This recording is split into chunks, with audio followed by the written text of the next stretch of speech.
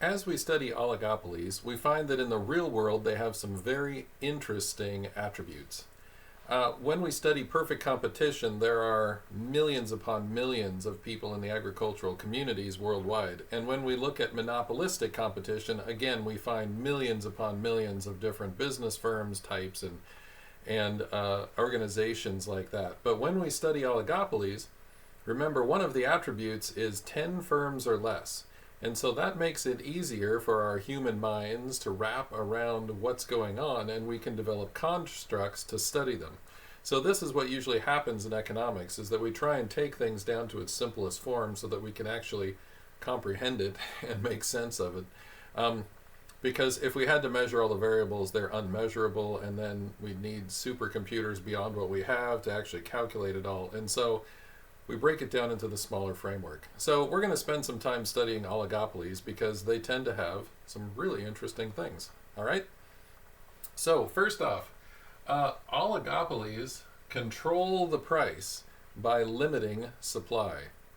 Oligopolists will actually control the price by limiting supply. So you remember when we had monopolistic competition, it was the demand curve that was being bent outward and gaining profit. In this case, profit comes from this graph over here.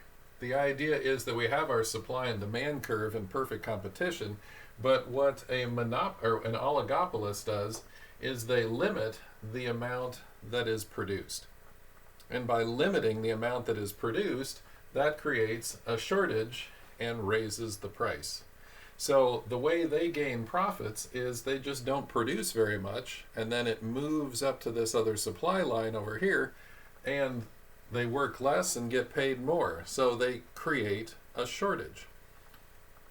Now, the only thing keeping them from doing this all the time is their competitors. And remember, there's a few firms, there's not a lot, but imagine if Coca-Cola was to cut back on their production and the price of cola was to go up. Well, Pepsi would be all over that, and they would just produce as many as they could and take advantage of the moment, and then Coca-Cola's big market share would be transferred over to Pepsi. All right? So if there was a shortage of Coke, people wouldn't just, drink water. That's not a substitute. The substitute for Coke is Pepsi. And also, if both Pepsi and Coke decided to get together on this and, restrict the amount produced, there would be a huge incentive for another competitor to come in.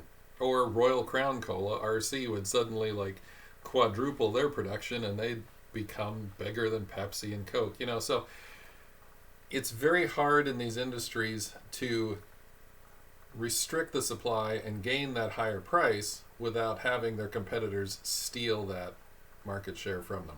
Okay? So how are they going to do this? They're going to engage in collusion.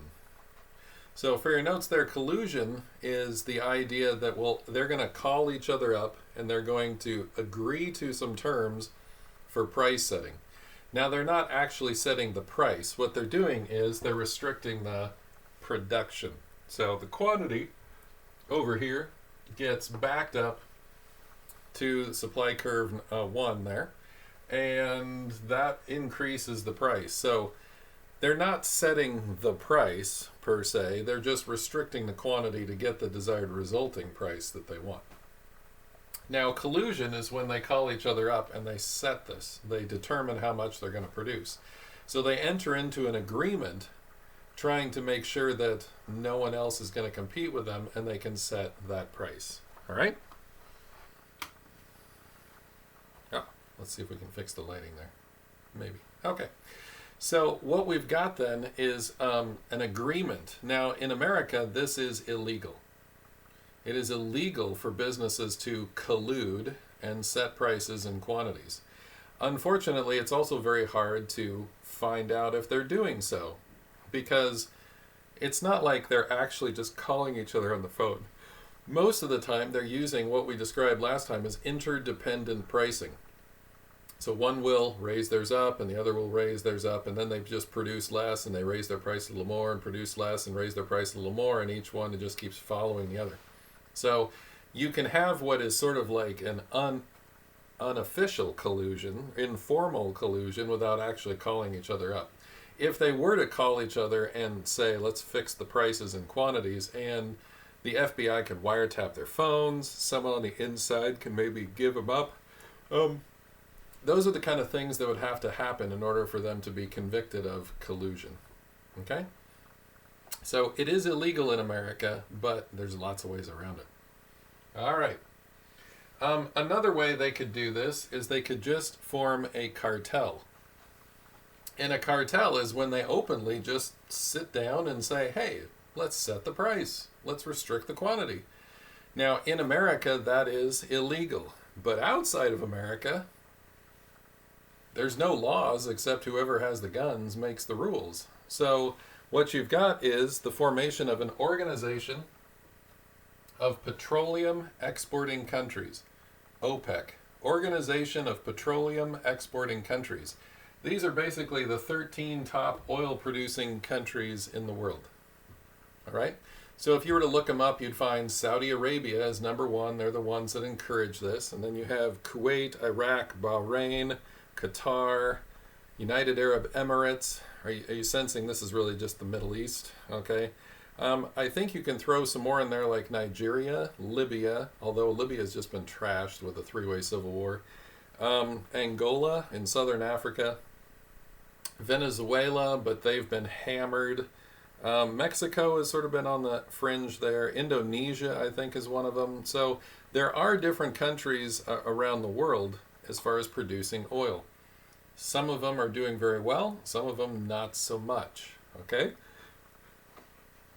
So, OPEC, 13 of the top oil producing countries, what they do is they sit down and they say, we will only produce, 100 million barrels of oil this year. You will produce 20 million, you will produce 10 million, you will produce 10 million. And they basically allocate how much is going to be produced from each company, and that'll be, or each country, and that'll be, what they produce. That'll be their profits. And if there's a restricted supply of oil, then it's going to move that price up. So the whole idea behind OPEC was to produce less oil and increase the price so they could make higher profits and do less work. The other reason they would do this is they wouldn't run out of oil as fast, so it could go for more generations, just slowly bringing the oil out at high prices, and that would generate a lot of income, not a lot of work, and it would last for a long time. Okay? What's the problem with cartels? Is that they cheat. Everyone at the table says, oh, we will only produce 10 million barrels of oil, and then secretly on the side, let's produce another 5 billion barrels of oil. And so countries could get away with this quite a lot back in the day before satellite imagery, things like that. Because you could load up a tanker at night, you can send it out of port, you can send it out in the high seas, it goes around for a while and then goes into port, unloads the oil. And unless you've got people spying all over the world, it's pretty easy to cheat. Now, these days, the cheaters have been found out. So Venezuela and Iran, I think was the other one, have been cheating like crazy. And it's made the Saudi Arabians really mad because they're like, hey, we want to control the price of oil and you guys are producing extra. That's driving down the price for all of us, and you're just getting it on the side, and we're not producing any extra and getting that price. So what's been happening with OPEC recently, there's a lot of complicated things, but one of the reasons the Saudis have just turned on the oil spigot and said, okay, we'll just produce 1 million barrels of oil and we'll drive you all out of business. The Saudis have really had it, and OPEC is starting to fall apart. So one of the reasons Venezuela is collapsing so much is they relied for a long time on cheating their partners. They simply said, hey, we'll just cheat, we'll produce extra oil on the side, and then we'll use that money to bribe our own citizens, to put politicians in place that didn't really need to be there. And then when the Saudis turned on the oil, it drove the price way down, and so now it's way out here. We've got a huge supply of oil. And because of that, the price dropped. Venezuela couldn't function with its corrupt ways anymore, and they hadn't spent any money on infrastructure. So their own oil rigs are like falling apart. They didn't spend any money on fixing anything up. It just went to corruption. Everywhere they were going, it's just corruption. Iran, similar situation, not quite as bad as Venezuela, but definitely they're hurting quite a bit too. Okay? So then the Saudis tried to form in recent years a new group called OPEC Plus. So there's like the original OPEC countries, and they're trying to keep that agreement together, and then they're trying to add in other countries that have large oil reserves so they can continue this oligopoly pricing. They don't want monopolistic competition or a worldwide perfect competition. That would bankrupt all of them. Okay? So they're trying to set that price by keeping that cartel intact.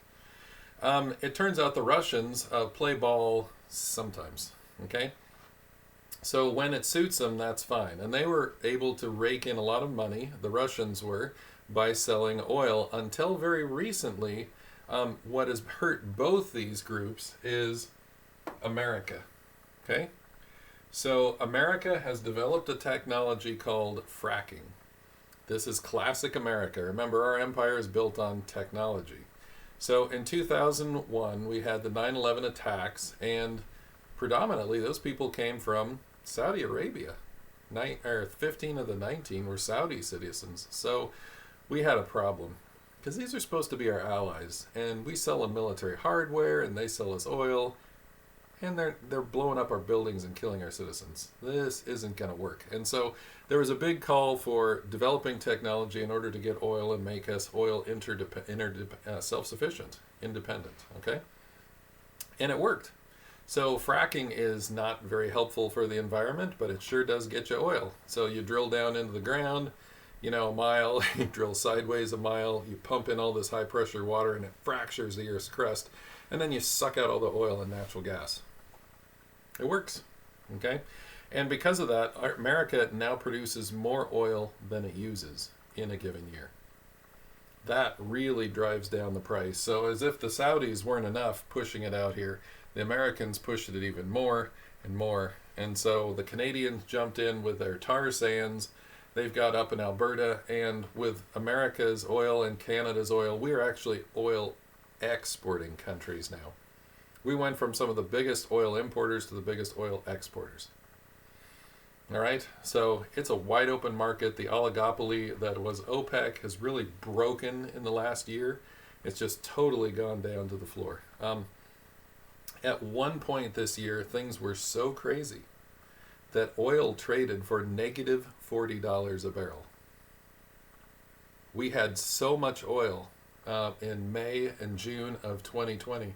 There were oil contracts for negative $40 a barrel. People were paying other people just to take it off their hands because they had these super tankers loaded up with oil and they had no buyers. And so they were paying people to just be a buyer. So we had oil beyond belief out here. All right. Now you might say, why didn't it go down at the pump? Well, it did. It's about $2 is about as low as it can go. After that, they can't even pay people to pump at the gas station. So they have to charge at least $2 a gallon just to cover their minimum wage cost of the workers pumping and running the station. So $2 a gallon is about as low as gas can go right now. And we've been flirting with that for some time. Which tells you that in the future, the real price is probably more like $5 or $6 or $7. So be ready for a rebound whenever all this sort of goes away. Okay? All right. So the problem is the members always cheat. Now, what's happened is the Russians have since gone to the Saudis and they said, okay, look, the tar sands in Canada are not profitable unless they get $60 a barrel. So we're going to turn on the taps. We're going to pump out as much oil as we can, lower than $60, and break the Canadians. America, for fracking, between $40 and $60 is what the frackers need to get a profit. And so, again, the Saudis can pump oil out of their sand for like $2 to $4 a barrel. I mean, it's just sitting on top of the sands. They go drilling for water, and they're always hitting oil everywhere they go in their country. So they're turning on the taps. The Russians are turning on the taps, and they're pushing it way out here. And their hope is that they're going to break the Canadians and Americans. They're going to drive those businesses into bankruptcy, and then they can grab back their market share that they've had in the past. So this is the problem with cartels. Even when people try and organize, there's no honor among these folks. It never works. It always turns into a price war. All right? So that's our current situation. Gas is super cheap compared to what it could be because the Russians and the Saudis have just pushed all that gasoline out there and they are pumping like crazy. So the world is awash in oil right now. It's an interesting thing. Okay? So we go to another cartel on the board right here. And then we're going to go back to the Saudis and understand what's going on. All right. So there is a drug called cocaine. It grows extremely well in certain environments, which is in the country of Colombia. Tropical highlands, rainforests, perfect for growing the coca plant, which gives us cocaine. Now, what happened is that this was a low-level drug for many years. Small groups of people would make it, process it, and send it to different places around the world, and it really never made a splash until people started getting organized in Colombia, and they started to develop bigger and bigger groups that were making cocaine, and it became a real business. They're exporting to all sorts of places. Now, as usual, what happens is this one started with a price war right off the bat. But in this case, it wasn't a price war. It was like a shooting war. So one gang who would produce cocaine would go over the hill and kill all their other rivals and then take over their business. But this resulted in huge amounts of violence. And in fact, actually the leaders of the cocaine businesses said, wait, why should we kill each other? So Pablo Escobar, I think, is depicted in the show Netflix, and I think there's a fair amount of that that's not accurate. But one of the things that is accurate is he had an intuitive sense for business, and he understood and convinced the other cocaine lords that if they were to sit down at the table and be a cartel, they could manage the drugs a lot better, and they wouldn't have to kill each other. They could all get rich by being a cartel. So he understood oligopoly pricing. So they all sat down at the table. They became a cartel. They restricted the amount of cocaine, and that raised the price around the world. And so they didn't have to work as hard. They got tons of money, and they stopped killing each other. You might say, well, is that a good thing or is that a bad thing? Yeah, okay. So you've got to figure that out. The cartel did fairly well for one generation, all right? So the drug lords of Colombia, they had more money than the entire country of Colombia. They were running the country, and it was quite an interesting dynamic. But what happened over time is that their children said, well, if restricting supply is a good thing and getting the price here, we'll just restrict it more and more and more. And so what happened is the drug lords of Colombia in the next generation, apparently they didn't send their kids to Harvard to learn economics. So they kept pushing it further and further and further, and the price of cocaine went up and up and up until the law of substitution kicked in. And when poorer people said, but I want to have that high, but I can't get it, they found a substitute. And so what happened in the late 90s, that is when we see the arrival of meth. Okay? So methamphetamine is like the poor man's substitute for cocaine. It came about because the pricing schemes of the drug lords and cartels pushed the price too high, causing people to substitute to a new product.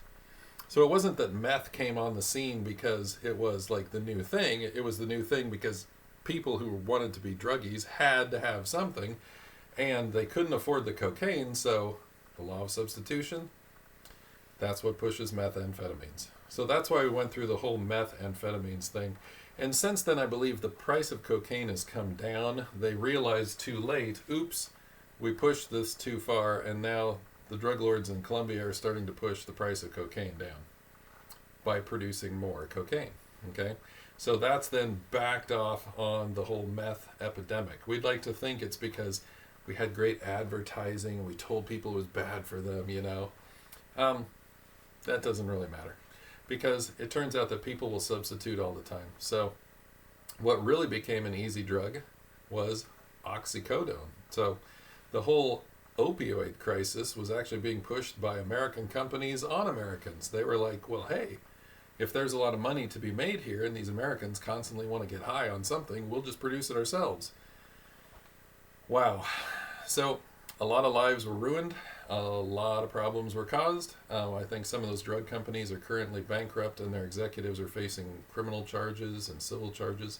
I think I've just seen that in 2020 recently. So, yeah. The economics of the drug trade is really fascinating, and there's a lot of studies out of the University of Chicago, I think, has done a lot of work in that area. How does this actually function? So, you can read about it. There's a great book called Freakonomics, and it's all about some studies that were done by Stephen Levitt and Michael Dubner, I think is their names. Anyway, they went and lived with drug lords and got to know them and their business and then wrote about it. So, yeah, check it out, Freakonomics. So now we have to jump back to the Saudis and their cartel. The Saudis send their children to Harvard and to Oxford and to Cambridge, and they major in economics. So they understand these things very well. So it's interesting to me that people are constantly talking about electric cars. So when you put in an electric car that can function below the price of gas, you would think people would substitute. But what the Saudis do is they compute the cost of driving an electric car, and they understand how much that's going to cost, and they pump more gasoline so that the worldwide price is now lower than the cost of driving an electric car. Okay? This has been their policy for some time. They compute these things. So, electric car technologies come on and they get better and better, not just regular acid batteries. Now we got lithium ion batteries, and people say, oh, electric cars here are the future. And what do the Saudis do? They just pump more oil out of the ground. They create more gasoline. They make it cheaper and cheaper to drive. And so, strangely enough, we have this battle going on between the gas producers and the electric car makers. And it turns out that the gas producers can just keep pushing gasoline on the public, and they're keeping the electric car manufacturers from actually getting going. So you can drive an electric car, but it's going to cost you more, on average, than a gas vehicle. There are certain instances where it might work for you, but in most, the Saudis know what they're doing. They're going to keep pushing that out there. And they're also going to keep pushing it out there to get rid of the American oil industry. Okay? So yeah, strangely enough, by improving electric cars, the more we improve electric cars, actually the more gasoline gets used. I know, it's kind of weird. Now, at some point, will the technology from the electric cars overwhelm the Saudis' ability to pump gasoline? I think so. Okay? So in the long run, eventually that will happen. Now, it could be that the Americans and the Canadians just go out of business, in which case the Saudis can pump some more oil and still get rich doing this. So, yeah, it's an interesting world. At some point, maybe these electric car technologies will overcome the ability of the Saudi Arabians to pump oil, but not anytime soon. Because remember, they can pump it out of the ground from like $2 to $4 a barrel. It's really easy for them to do that. So, yeah, we're going to see what happens. Will electric cars come on? Not anytime soon. I don't think so. But we'll have to see. All right? So this is some of the real-world applications of oligopolies.